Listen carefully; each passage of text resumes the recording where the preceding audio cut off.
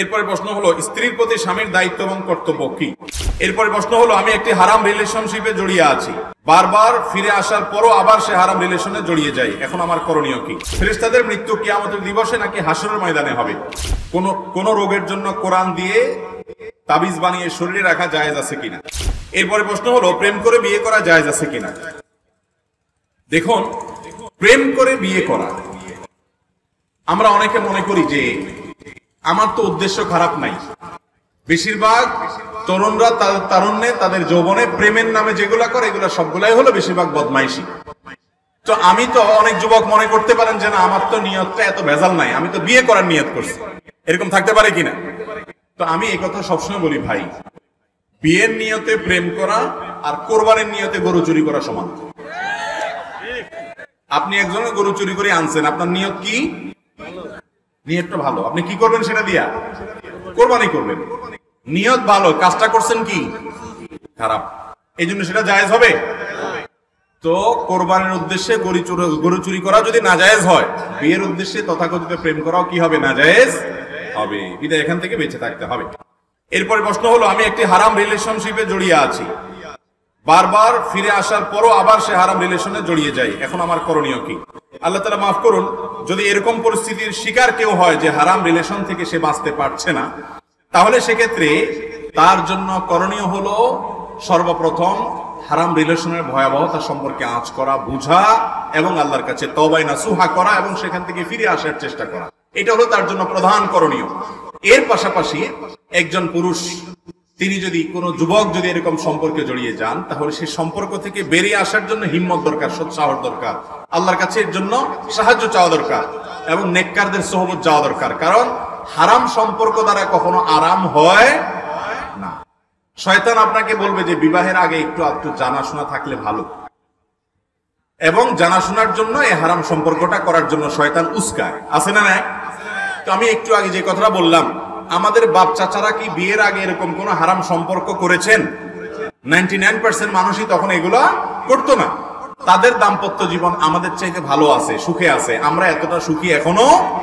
বোঝা গেল হারাম রিলেশন করে তথাকথিত বোঝাপড়া করে কখনো দাম্পত্য জীবনে শান্তি আসতে পারে না। বিধায় এখান থেকে বেঁচে থাকতে হবে।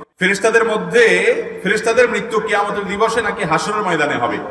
ফেরেশতাদের মৃত্যু মহাপ্রলয় যখন হবে, কিয়ামত যখন সংগঠিত হবে, তখন মালাকুল মউত সহ সকল ফেরেশতাদের মৃত্যু হয়ে যাবে, সবাই শেষ হয়ে যাবে, শুধুমাত্র আল্লাহ তাআলা থাকবে। এবং আল্লাহ তাআলা সেদিন বলবেন লিমানিল মুলকুল ইয়াউম লিল্লাহিল ওয়াহিদিল কাহার, সবাই শেষ হয়ে যাবে, আল্লাহ তাআলা সেদিন শুধুমাত্র থাকবেন, আর কেউ থাকবে না। কোন রোগের জন্য কোরআন দিয়ে তাবিজ বানিয়ে শরীরে রাখা জায়েজ আছে কিনা। কোন রোগের জন্য শরীরে তাবিজ কোরআনে কারীমের আয়াত দিয়ে রাখা জায়েজ আছে কিনা।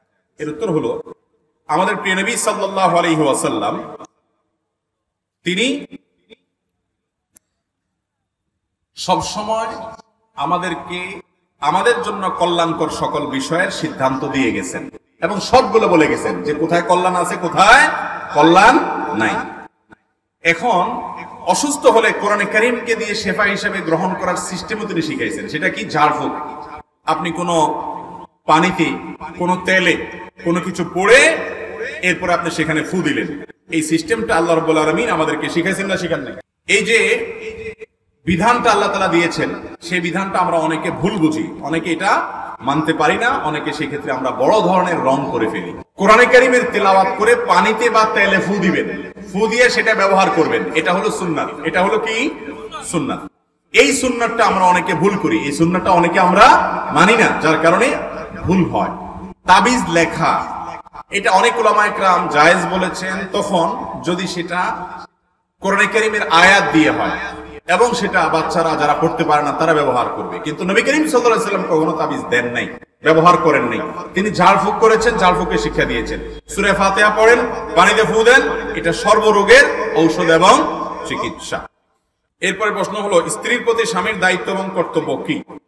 স্ত্রীর প্রতি স্বামীর দায়িত্ব কর্তব্য, এক নম্বর কর্তব্য হলো স্ত্রীর তার যে মৌলিক প্রয়োজন আছে, তার যে জৈবিক প্রয়োজন আছে, তার ভরণ পোষণের ব্যবস্থা করা, তার জন্য নিজের সাধ্য অনুপাতে উত্তম রিজিকের ব্যবস্থা করা, থাকার ব্যবস্থা করা এবং তার শারীরিক প্রয়োজন পূরণ করা, তার অন্যান্য যত মানুষ হিসাবে প্রয়োজন আছে সে বেঁচে থাকার জন্য প্রয়োজনগুলো পূরণ করা। বিশেষ করে গ্রামাঞ্চলের জন্য একটা কথা বিশেষ প্রযোজ্য, যৌথ ফ্যামিলিতে যারা থাকেন, স্ত্রীর অধিকারের মধ্যে থেকে ফোকা একরাম উল্লেখ করেছেন একটা অধিকার হলো তাকে একটা কক্ষ দিতে হবে যাতে করে স্বাধীনভাবে সে সেখানে যেতে পারে, আসতে পারে, চলাফেরা করতে পারে, কেউ সেখানে ডিস্টার্ব না করে।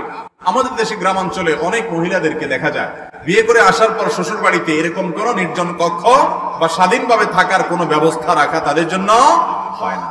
এটা কিন্তু তাদের অধিকার খর্ব করার শামিল। এর পাশাপাশি একজন স্ত্রীর সাথে সুন্দর আচরণ করা এটাও তার অধিকার। আল্লাহ বলেছেন ওয়াশিরুহুন্না বিল মারুফ, মেয়েদের সাথে বউদের সাথে তোমরা সুন্দর এবং যথাযথ আচরণ করো, এটা আল্লাহ তাআলার নির্দেশ, অর্ডার, ফরজ, যার কারণে সে বিষয়টিও মেয়েদের অধিকার এবং হক।